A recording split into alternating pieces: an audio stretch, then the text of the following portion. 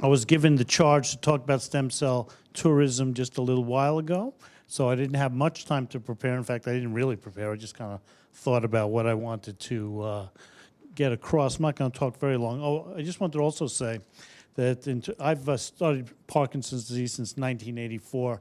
I was going to do fetal transplants for a different indication, totally different disease. And I walked into my postdoctoral advisor's office on the first day I got to the University of Rochester. I go, well, I'm here to do vasopressin transplants. He goes, nope, you're going to be my Parkinson's guy. This is what we're going to do. And that changed my life forever, and I love studying Parkinson's disease, and I'm passionate about helping patients with PD. So again, I'm delighted to be here. Also, I've been with the Michael J. Fox Foundation since they opened their doors as an advisor. I'm now serving my second term on their executive SAB. I saw Michael a couple weeks ago. He told him that I was coming here, and he just wanted me to pass along his regards and tell you that he's in this fight with you, and you're all in this fight together. And for those of you who haven't met him, he's just exactly as you see on TV. Just the most wonderful guy I've ever met, and quite an inspiration. So he just wanted me to say hi. So what is stem cell tourism? Stem cell tourism is people going to places to get therapies that are totally unproven. Now, Dr. Barker was talking about what we need to have in our clinical trials are outcomes that occur all the time. You have the same outcome in all the different patients. Well, I can tell you, stem cell tourism, the good news is that there is an outcome that's always the same. And that outcome is poverty, because they're going to charge you a ton of money for things that don't work. And that's consistent across the board. And so there are all these places where you can see all these ads. And, and I thank Helen for actually getting me these just a little while ago. And stem cell therapies can change your life. And it doesn't really matter what you got. You can have arthritis, Parkinson's disease, strokes, obstructive pulmonary disease, traumatic brain injury, multiple sclerosis. Stem cells cure everything, as long as you have money, of course. And if you don't have money, stem cells won't work. And then another place, regenerative medicine with birth tissue. Never heard, until I saw this, never heard birth tissue before. But again, anytime, any disease you have, you can fly to places and get these therapies. And again, all they're going to do is fleece you for your money. Now, we're talking about Parkinson's disease. I can't tell you how many times I get phone calls from people who've been diagnosed with other diseases, like ALS, which is a horrible degenerative disease, is always fatal. And people go to me, well, there's this place in Mexico where they're giving stem cells. And for something like ALS, and they say to me, what should I do? I said, look, this is bogus. It's going to, going to spend $35,000, $50,000. It's not going to work. But who am I to say, people entering this phase of a disease that is universally fatal? Who am I to say, no, don't go there? But this is not what Parkinson's disease is. People with Parkinson's disease live a normal lifespan. Now, I'm not trying to minimize in any way the disability and the pain and suffering that you guys go through having Parkinson's disease.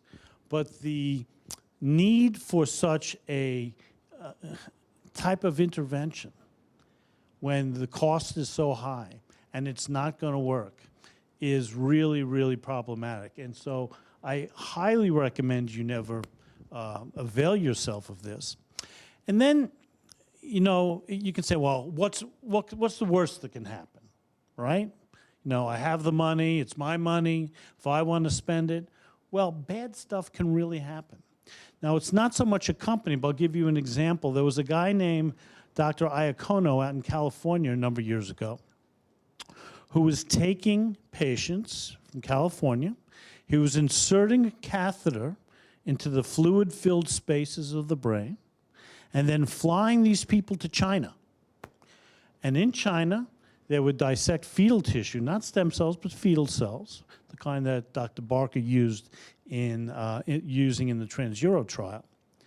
And he would inject it through this catheter into the fluid-filled spaces. So one person, a couple weeks later died, or maybe a month or two later died. And then when they looked at the brain, he had teeth, fat cells, hair, and other skin cell types growing in his brain, because these cells are so young that they can develop into anything, and they probably misdissected it. And so it's not just, well, I have the money and nothing bad can happen. Bad stuff can happen. So there's transplantation must be such an, I mean, I'm thrilled by it now, and I hope you all appreciate it. We had some of the most rigorous scientists in the world present to you a little earlier today.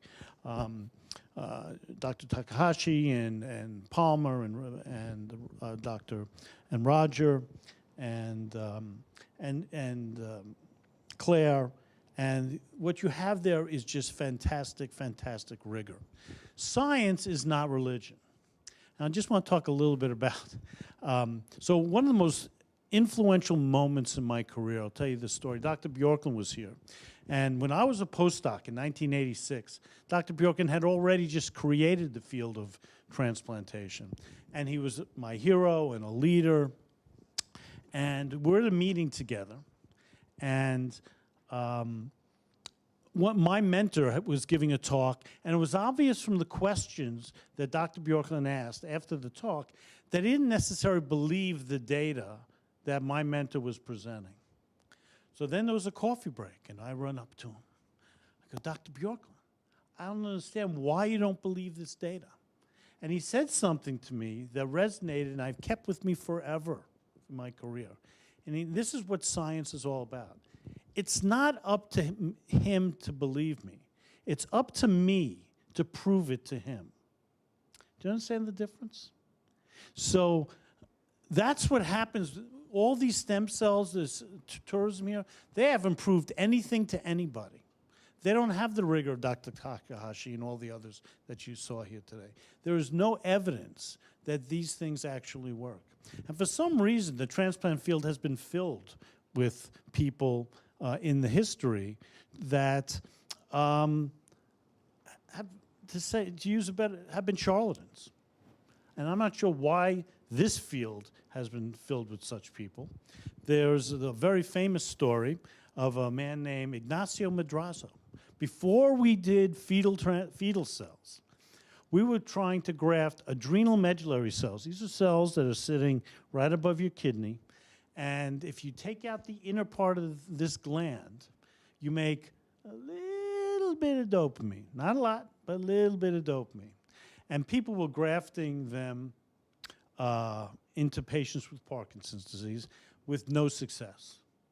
And then there was this paper in the New England Journal of Medicine with a couple of patients where they claimed they totally cured Parkinson's disease. And there was video of a guy sitting in a wheelchair, totally disabled, and then playing soccer with his son in the backyard. And just amazing. And people went crazy, absolutely crazy. And they, hundreds and hundreds of patients were done. No one got any better. And this person fell into total disrepute. And in fact, not only did no one get better, a lot of people were injured, because not so much the brain surgery, but the removal of the adrenal gland caused a lot of side effects in these patients. Now, there are these other trials that are, so that was many years ago. And there are other trials that are ongoing now that are, in my view, equally fraudulent. So this is what's called mesenchymal stem cells. It's different than what Dr. Takahashi and Marlon were talking about. And they grafted these into monkeys.